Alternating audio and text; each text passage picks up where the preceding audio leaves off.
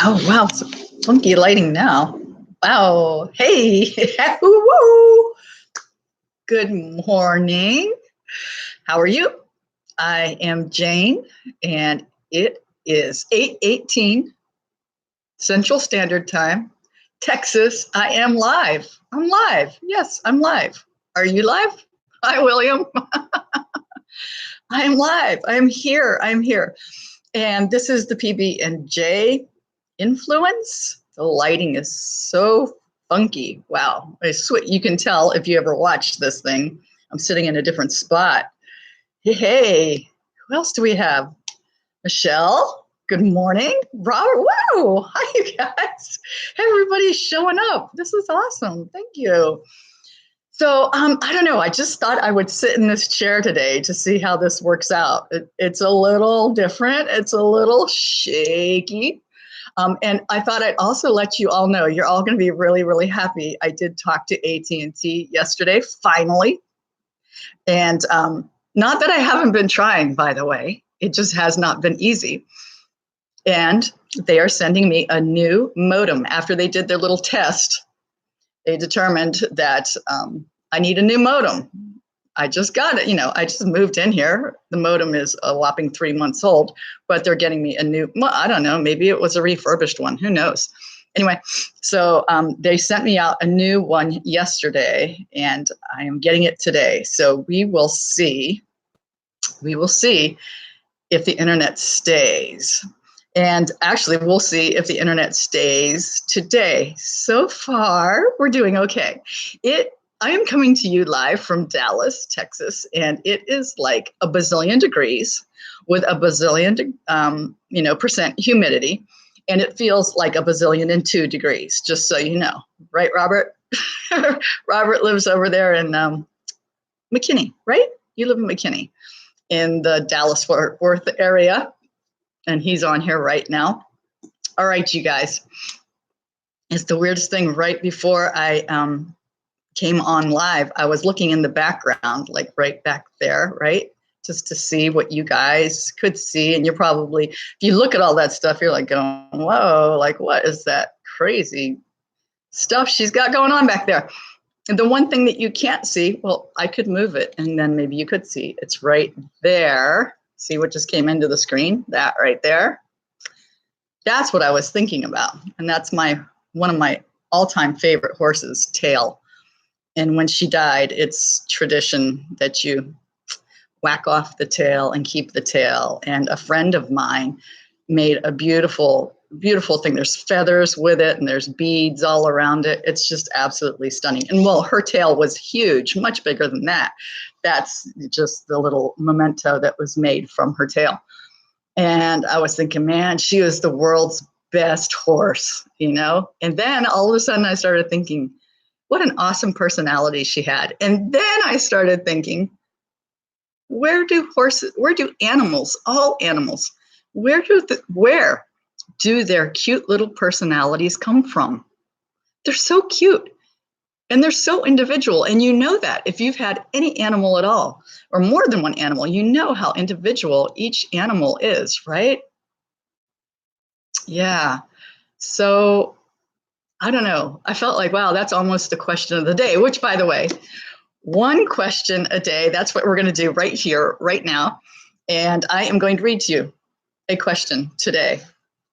Here we go. Anyway, that whole little animal thing is just like food for thought. I would love to hear your thoughts on that. Like, where in the heck do animals' personalities come from? That's magical. If you think about it, that's freaking magical. All right, here we go. Okay. It's August 1st. Like, congratulations. Can you believe we've made it to August? This is crazy. I can't believe how fast the time is going. That's what happens when you get old. Do you long for solitude or companionship? Good question. Do I long for solitude or companionship? Ooh. The answer to that is yes. To both. For sure. And that's one of my big soapboxes that I get on all the time when it comes to relationships. Because have you guys heard of the yin and the yang? Have you ever seen that little yin and yang symbol, right? This part's white, this part's dark, and they fit together like that, right? And one becomes the other. There is no separation, yet they are two different things, but without each other, neither one can exist, right? So that's the yin and the yang of everything. Like, if you didn't know happiness, let's say it like this. If you never experienced sadness, how would you be able to know happiness, right? Like, you've got to have something to compare something to have an experience, right? Like, you just can't have a feeling or a thought or an understanding of something without like the downside or the upside of it. It's just how everything is. And so with that being said, relationships, I think like, I don't know about the rest of the world. I only know about the United States. Makes me pretty unilateral, I guess you could say. I need to expand. But in the United States, in our culture, we are taught to like get married. And in that process, I believe most people, number one, end up compromising somehow who they really are because of fear of rejection. And then the other part is you meld into the other person and you lose yourself. And this is where marriages get all screwed up and end up falling apart. And if they don't fall apart, it really is usually because someone has decided to really give up of themselves and compromise just to keep the status quo. Not always. I'm not going to say not always, but usually that's the case. Even if it looks like a perfectly functioning marriage, maybe one or both people, and everyone says, oh, marriage is compromise. I don't know. I could argue with that. It may be a series of agreements, but I do not believe it has to be compromise. But anyway, let's get back to the solitude and the companionship, because without one, you cannot enjoy the other. So within the terms of having a really bitchin' relationship with somebody, you need to be able to have both solitude and the companionship. Then that makes you get to like the deeper thing with like, okay, are you mature enough to handle that? Are you mature enough to give your significant other space to have solitude, to give that person time to go be and do things without you wondering like, oh, like in my case, it would be, I wonder what he's doing, or I wonder what who he's talking to, or are girls hitting on him? Or is he talking to like ladies while he's out? All this like stuff. Like, you got to have a solid, open, honest, authentic, transparent, I'm always using those words, relationship with someone, to be able to give them scads of freedom, and then to be able to know that they're not out there doing something crazy, that they're just out there having their solitude time, refilling themselves so that they can come back and be the best version of themselves for you. And you should be doing the same thing for them. We all need time apart. We all need to actually, nobody is taught this, to make time to refill your own vessel, your spirit, your soul, your energetic body, everything, so that you can come back in and be a better person. It's just like putting gas in your car. I mean, it's not, it's not rocket science, but we all don't consider it. We all just end up like just in each other's faces 24/7 pretty much. And then if we get to the point where we're actually like giving the other person space, it's almost because you two have decided to like just kind of ignore each other's, and you end up like being passing ships in the night. Like, you're just parallel playing basically in your relationship. You know how toddlers like parallel play? There's a certain age where they don't interact yet because they're not quite aware of other people in their space. but they can play with their toys alongside somebody else. That's called parallel play. Okay. So there's a lot of parallel play that goes on in relationships while these two people who are actually in a relationship are doing two completely separate things and calling it a marriage. Oh my God, there's so many variations. It gets so deep, right? That gives you food for thought, what's going on in your relationship if you have one. And if you don't have one, then good. Then you've got time to think about this and see how you would really want it to be. Because I know for me, next relationship I get in, like I keep saying, I wonder where I'm going to find like a guy who's going to be okay with me going, you know what? I just need to go, stay over here for a week just because I just need some alone time. And it doesn't mean I don't love you, doesn't mean I don't want you, and it doesn't mean that I don't want you to be here a week from now.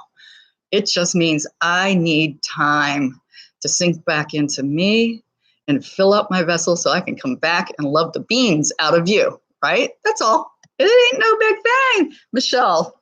Michelle, I was just talking to my brother about this because my ex-boyfriend wouldn't let me go anywhere or let her go anywhere. I was just talking about, yeah, exactly. See, it's that possession thing. It's crazy, right? And that is absolute.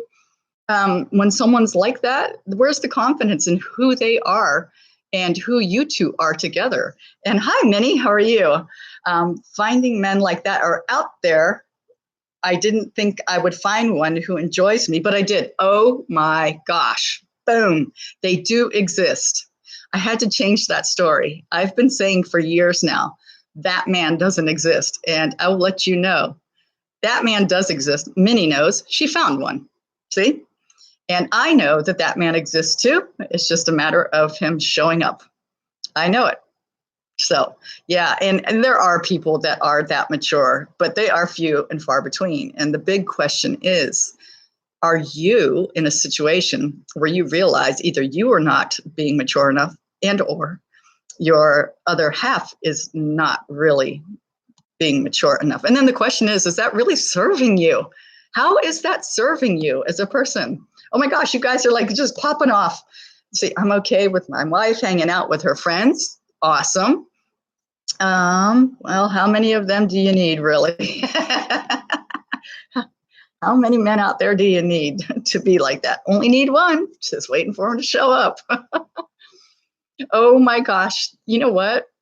This is like, today is like some really, really deep stuff. And I hope that you really take time to see where you are in this situation and start to evaluate what it is that makes you tick. Okay, one of the biggest things for a lot of us is abandonment. We suffered some kind of abandonment early on in life, like emotional abandonment or physical abandonment, or I don't know, what other kind of abandonments are there? I'm not an expert on that, but I think there were variations on abandonment. And yeah, and abandonment can jack you up. And I'll tell you what, it took me a long time to figure out that I had abandonment issues. And when I did, I ended up getting a book, and I'm trying to think of the name of it. Feelings never die. They just something. Buried feelings never die. Something like that. I'm going to have to check on that for you guys. I don't think I have the book here anymore over there. I got to look it up because it's a phenomenal book. And it deals with abandonment. And then there's another book called Attached.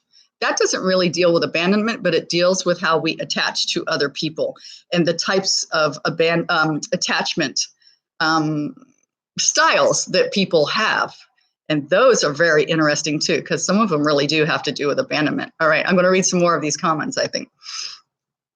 There is abandonment for every emotional need you had as a child. Then you spend your whole adult life trying to heal or numb them. Absolutely true.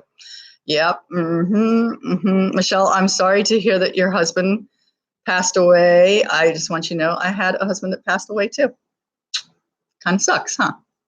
Yep. But you learn to deal with it. Oh, wow. So yeah, abandonment is huge. And when that is such a deep operating thing in you that you've had with you for your entire life, you don't even know how it's jacking up your relationship with the person you're with.